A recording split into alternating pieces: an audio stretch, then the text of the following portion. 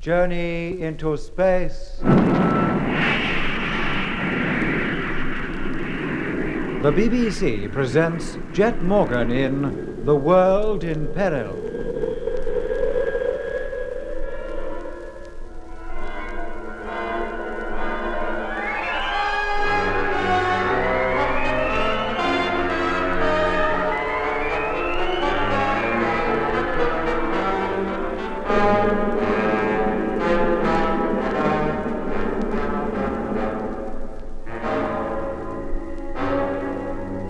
Jet Morgan and his crew, including the condition member Frank Rogers, were imprisoned in a dark room on a heavenly body that's revolving round Mars. And then a transparent circular hatch set in the middle of the floor opened to reveal a flight of stone steps. Jet and Lemmy went down them to see where they led, but they'd hardly been gone a minute when the hatch closed again, in spite of the combined efforts of Doc and Mitch to prevent it. Under the circumstances, Jet decided to proceed with the investigation. It was intended that contact should be kept by radio, but the lower Jet and Lemmy descended, the weaker the signals became, until finally contact was lost entirely. And then Frank Rogers, who had been put into a hypnotic sleep by Doc, woke up and, to Doc and Mitch's relief, appeared to be perfectly normal, except that he found it difficult to recall events of the past year, which, of course, he had spent on the Red Planet. There's that noise again. I've heard it before. You have? Many times. The wreck, number 2. That has something to do with that noise. No, Mitch. I went back to it. The wreck. Alone. But how could you? I did, Doc. I distinctly remember I did. And I tried to get the radio going, tried to call somebody. And then, well, that's all I remember about that. The next thing I know, I was at Polar Base trying to contact Earth. It was imperative that I contact Earth. Well, of course, if you'd been left behind. No, it wasn't because of that, Mitch. I had a message, a most important message I had to get through. There wasn't much time. We heard your call, Frank. You did, but where from? Never mind that now. What was the message? Oh, the fleet. That was it, the fleet. You thought you were in it? You thought you were still in the original fleet during our first trip here? Oh, no, not our fleet, the Martian fleet. That was it. I had to warn Control. What did you have to warn Control about? About the invasion. The invasion? Yes, Doc, that was it. I had to tell them that the invasion fleet had left and was already on its way to Earth. What? Already on its way? Yes, that's why I had to contact them. You would never have managed it, Frank. Oh, but there was just a hope, Doc, a chance that somebody down on Earth might have heard me. I had to do something. When did you find out that the invasion fleet was leaving?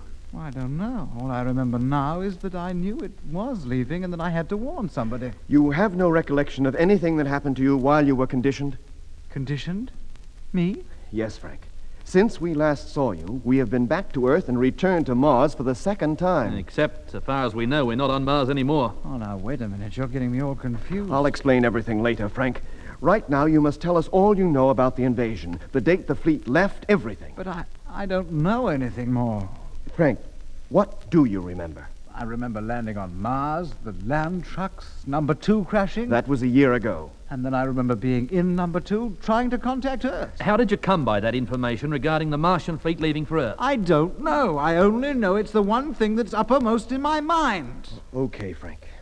You take it easy now. Lie quietly for an hour or so. Could I have something to eat, Doc? I'm so hungry. I'm afraid we haven't anything. Not even a flask of tea? No, not even that, I'm afraid. Doesn't the ship carry tea anymore? Well, there's lots of it in the Discovery, but we're not in the Discovery, Frank. Oh, where are we then? I wish I knew. Now, you take it easy. When you've rested a while, I'll come and talk to you again. Yes, Doc. Come on, Mitch. Let's leave him alone for a spell. Sure, Doc. Well, didn't get much out of that, did we? No, but at least he's back to normal, and that's something. Yeah. I suppose this business of not remembering is all part of the plan. What plan? Well, the Martian plan. A condition type up here remembers nothing of being brought up here, or of Earth for that matter, except what the Martians want him to believe. Then, when he's deconditioned, he remembers nothing of being on Mars. Very handy. From what point of view? Well, from the point of view of any of the condition types who are landed on Earth suddenly reverting to normal. I see what you mean. He loses all memory of having been to Mars. Yes, of course.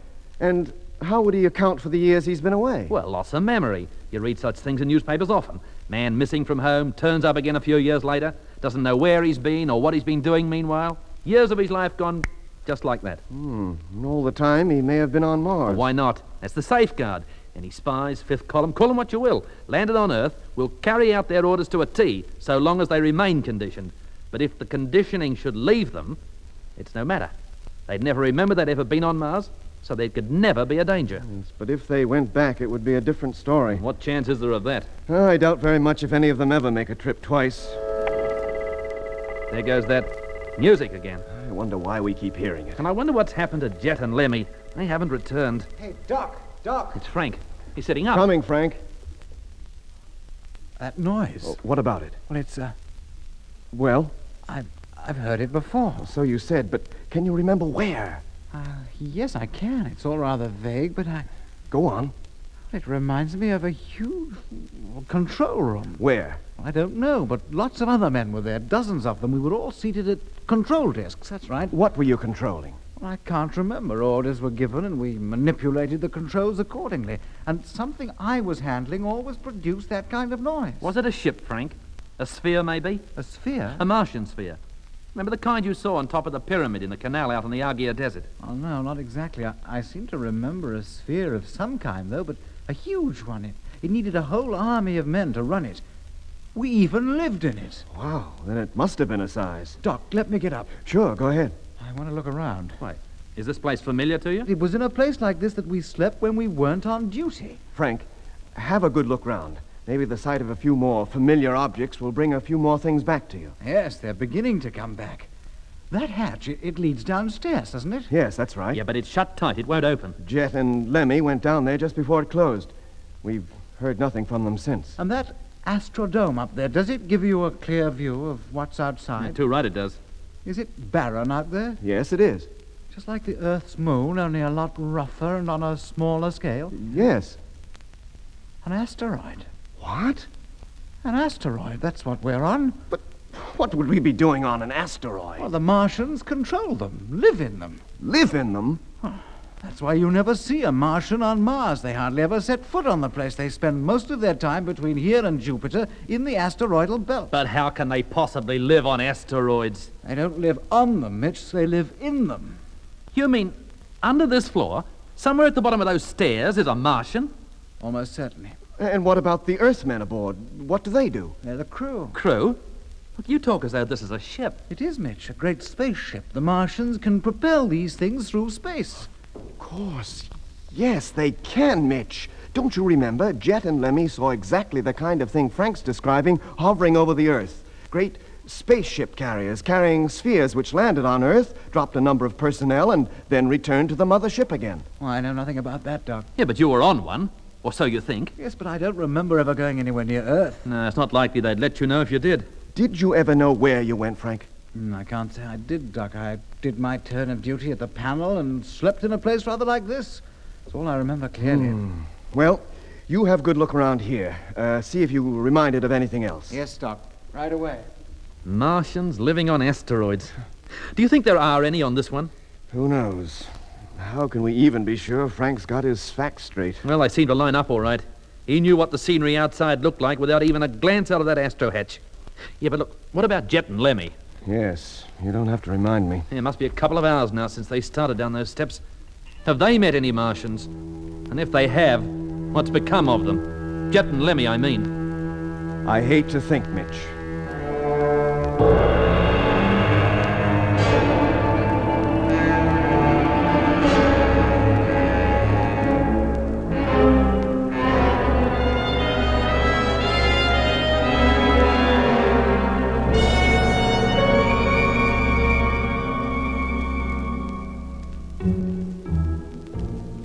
As we discovered later, Jet and Lemmy had, of course, on reaching the base of the spiral stairway, found themselves in a large, well-lit hall, carved out of the solid rock of which the asteroid consisted.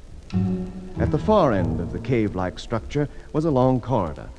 Jet and Lemmy made their way down this, and then were surprised to hear a voice, and an Irish one at that, talking to them. It guided them to a door, which opened to reveal a small chamber that Jet took to be some kind of airlock. The voice invited them to enter, and, somewhat reluctantly, they obeyed. The door then closed behind them, and Lemmy thought he and Jet had been neatly caught in a trap. Well, come on. What about this other door, eh? Hello?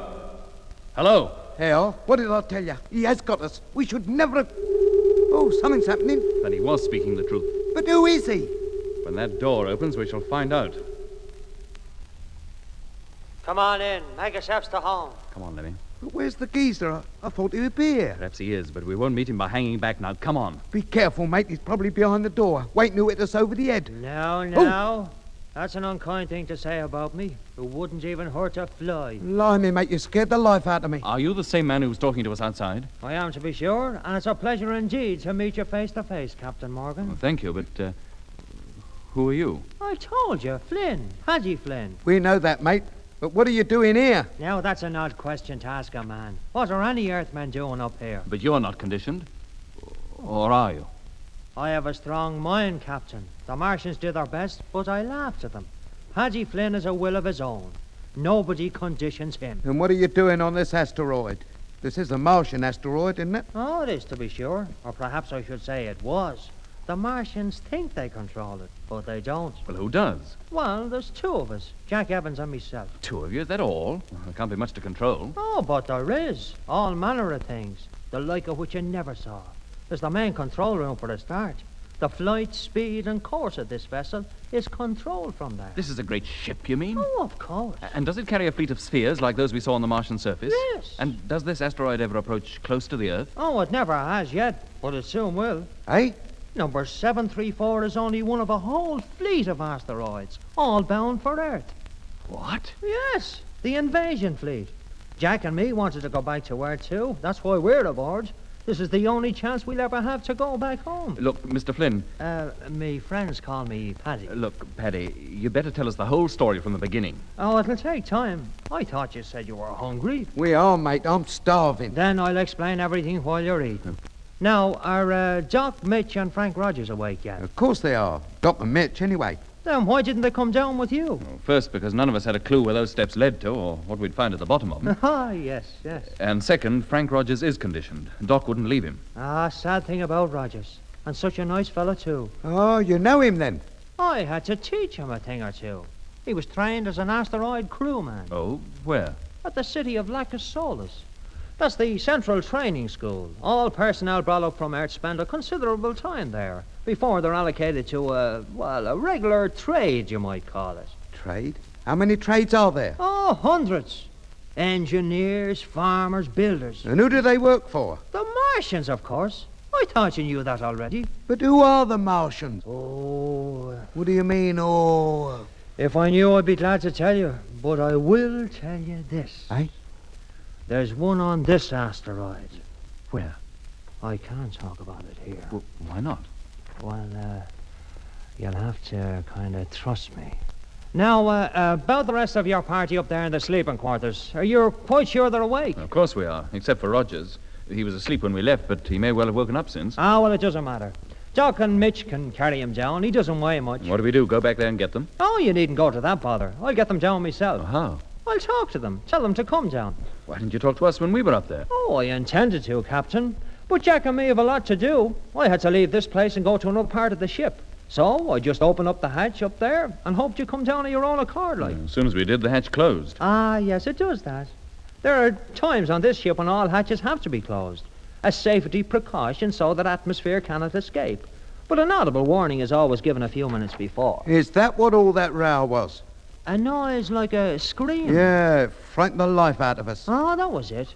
Now, if you'll excuse me, I'll go and give them a call. Do you mind if we come with you? No, not at all. We have to go to the next room. We control pretty well everything from there. Come on, Lemmy, and keep your eyes open. You think I won't? I don't trust this geezer, do you? I'm not sure. Come on now, what are you holding back for? Coming!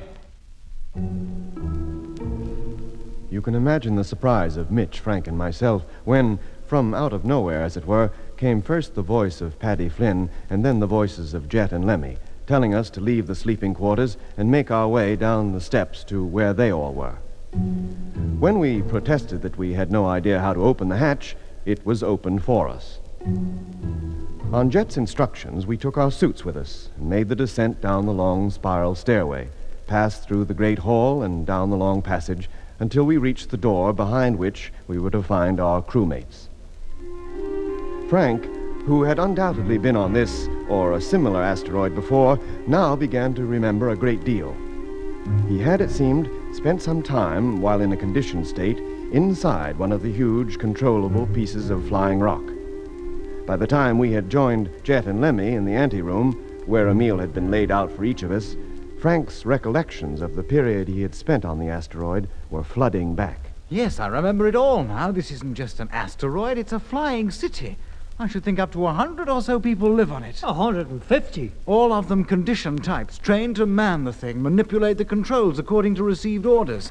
Now, where they come from, I can't remember. From a place like this. I give orders myself. You do? And why not? Of course, I received them from somewhere else in the first place. From where exactly? From what you might call the nerve center. From inside the asteroid? Precisely. But who gives you the orders? The Martian who is in charge of this asteroidal ship. Yes, but where is he? And what's he look like? Is he human? I don't even know whether we should refer to him as he or she. Doesn't his or her voice give you any indication? Well, it's a very high-pitched voice. You might call it feminine. But the things it says and the way it says them are distinctly masculine. He never speaks, except to give an order. What makes you think he's on this, ship, as you call it? There's one room here which none of us has ever entered. Well, why not? There are notices which make it perfectly clear that you should keep out. That's right, I remember that. Not that there's any need to tell people to keep out. There's no way of getting in that I can find. Well, how can you be sure there is anyone in it? Well, it's a well-known thing that at least one Martian dwells in every asteroid. Of course, some say more, 2 or 3. They give the orders to trustees like Jack and me. And those orders are passed on to the conditioned crew who carry them out. But don't the Martians ever come out of their rooms? I've never heard of one coming out. You mean they spend their whole lives in there? No, I wouldn't know that. But how do they live? And what do they live on? I wouldn't know that either. Well, come to that, what do you all live on, Paddy? Where do you get your food? From Mars. All the food we carry is grown on Mars. When we run out, we approach the planet, release the spheres, and pick up more. Pick up new personnel, too. Send back the old ones. And what for? Because no man can remain conditioned forever, isn't that right, Paddy? Oh, you're right. That's right. The conditioning gradually wears off, but before it's worn off completely, the men are returned to the lacus solis. For a refresher course, as you might say. Only sometimes the conditioning wears off completely. The subject becomes immune to it. And then they have the choice of throwing their lot in with the Martians or working in the factories. Forced labor. You might even call it slavery. How many of that type are there? Hundreds. But you, Paddy, threw your lot in with the Martians. They treat you well if you do. Then why are you treating us so well? We hold no brief for them. The fact is, Captain, you're looking at a rebel. Eh? So long as I knew there was no chance of getting back to home, I did as I was told. But now a whole fleet of asteroids, just like this one, is about to leave for Earth. They haven't left yet, then? No, but we expect our sailing orders any minute. Just how many of those asteroids are there? Dozens of them. Hundreds for all I know. And all the men on them are to land on Earth? Oh, no. Normal types like me are not allowed to. And only a selected few of the conditioned types will actually make the landing. And what do they do when they get there? And nobody's told me that. Where does the rebellion come in, then? It seems to me that things are going exactly the way the Martians want them to. Ah, that's where you come in. Oh, I thought we'd be dragged into this. How do we make any difference? Oh. I have to leave you now. Where are you going? That noise. It's Section 4 air conditioning. Happens about every hour. Excuse me, I'll be back directly. The men down there can't do a thing unless I order them to. Frank, where's he going? I don't know, Doc. I don't remember being in any place quite like this. Well, wherever he's going, he's gone. What do you make of all this, Doc? Oh, I don't know, Jet. You think he's genuine? About being a rebel, I mean. I wouldn't bet on it, Mitch. Hey, listen. There's that celestial choir again. Anybody else hear it? Yes, I can. What? That's no choir. Can you still hear that singing, Lemmy? No, Jet, it stopped now. Just as it did before when that noise came on. Oh, crikey, what's that? The wall! Look at the wall! For Pete's sake! What is it? Oh, blimey, what's happening? Lemmy! Oh, let me get out of here!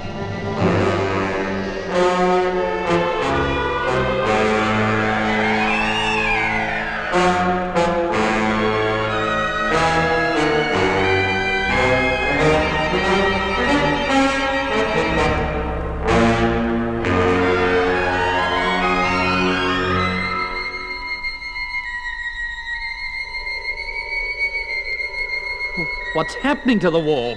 It's fluorescent. It's glowing. There's something behind it. You can see through it. See through it, nothing. It's dissolving. It's disintegrating before our eyes. Stay where you are, Mitch. Don't go near it.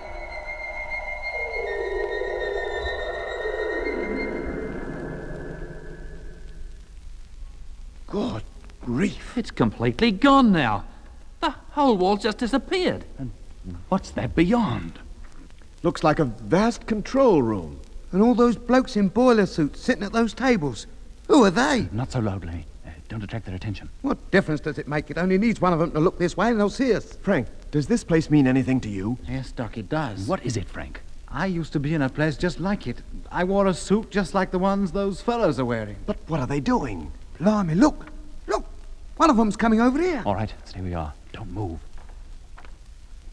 Oh, He turned off. But he was heading directly towards us. He must have seen us. then he preferred not to. Yes, but why? How should I know? Paddy's the boy to answer that question, not me. Hey, wait a minute. Has he seen us this time? He's looking straight at us. And he's coming back. Here, why doesn't Paddy come back? Paddy! Paddy! Quiet, Lemmy. Getting very close now. Now he's stopped. All right, mate, don't just stand there staring. If you've got something to say, say it. What are your orders? Hey? Orders? Us? We have no orders. Who are you? I said, who are you? Orders received and understood. Orders received and under... But nobody gave him any.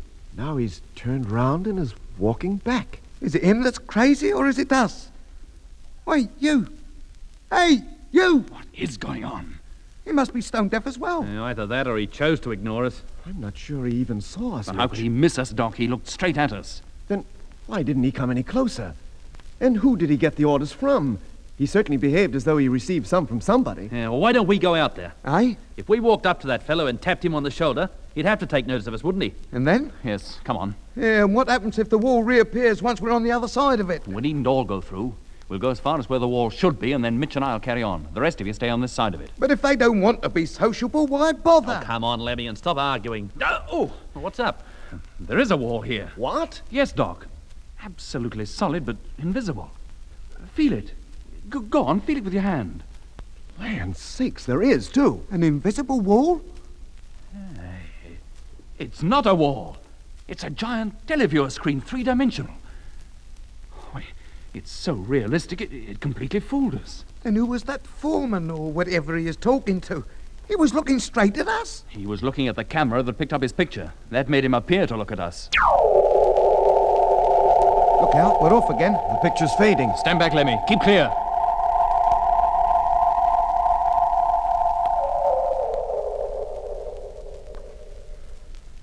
Well, looks just like a normal wall again. The show's over. What? No Mickey Mouse? It's as solid as a rock. What can it be made of? Rock? And how can it show a picture? You'd expect it to be thin glass or something similar. Yeah, when you stand back a bit, you can make out its shape. Yes, it's a little darker than the rest of the wall. I wonder we didn't notice it before. How many other surprises are they going to spring on us? Aye. Why don't I keep my mouth shut? All right, it's only Paddy returning. Oh.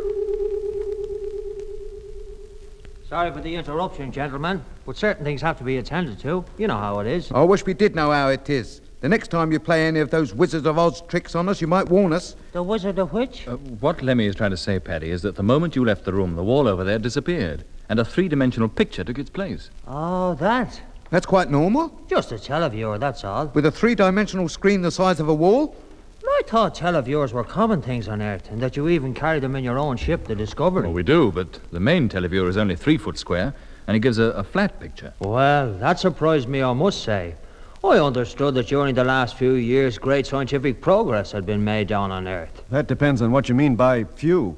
Well, to put it more precisely, since I left the place. When was that? That's the funny thing. I can never quite remember. Oh? But you must remember something. Oh, I do. Where did you live? In Ireland. Whereabouts? Dublin.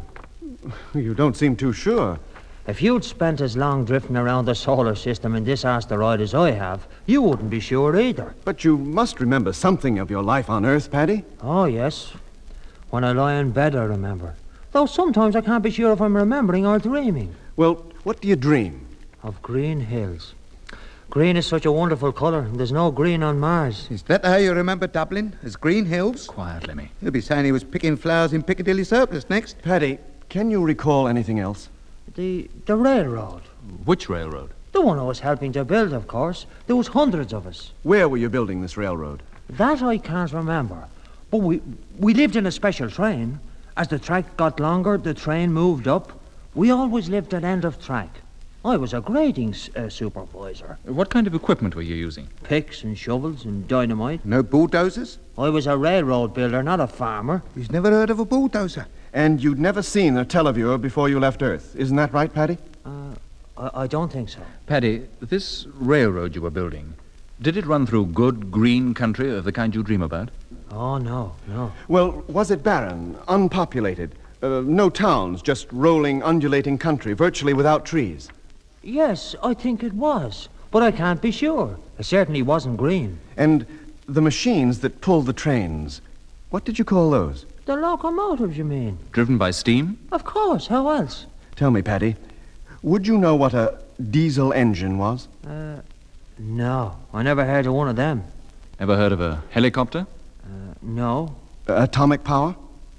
that's a new one on me. Did you ever hear of Marconi? No, Einstein? no. Abraham Lincoln. Oh, yes. Now that's a familiar name. Abraham Lincoln. Was he an Irishman? Oh, he was an American. Were you ever in America? Well, were you? Yeah. What's the matter with him? He's gone all gooey-eyed. America. When you were working on this railroad? I can't. Oh, that's it. Well, that's what? That noise. I'm wanted. Must answer at once. Well, where are you going? I'll be back soon. Stay here. Don't leave this room. If he makes any more walls disappear, I'll do him.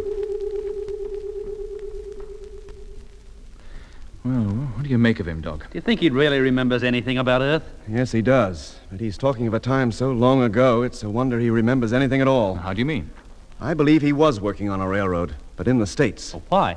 Because of the terms he used. Locomotives, end of track. But who ever heard of building a railroad with picks and shovels? In the 19th century, that's exactly what they did, Jet.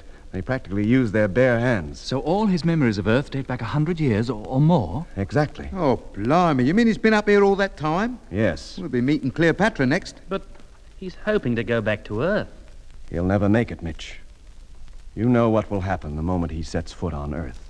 Yes. He'll revert to his true age. Ah, but he's been looking forward to it so much. Quiet, Lemmy. Here he comes.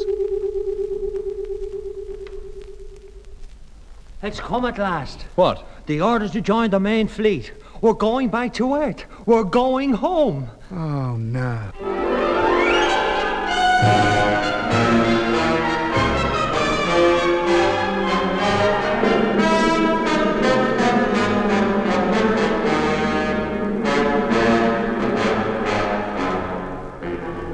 That was episode 10 of Journey into Space. Taking part in this recording were Andrew Foulds as Jet Morgan, Alfie Bass as Lemmy, Guy Kingsley Pointer as Doc, and Don Sharp as Mitch. Other parts were played by David Jacobs and Pat Campbell. The orchestra was conducted by Van Phillips, who also wrote the music.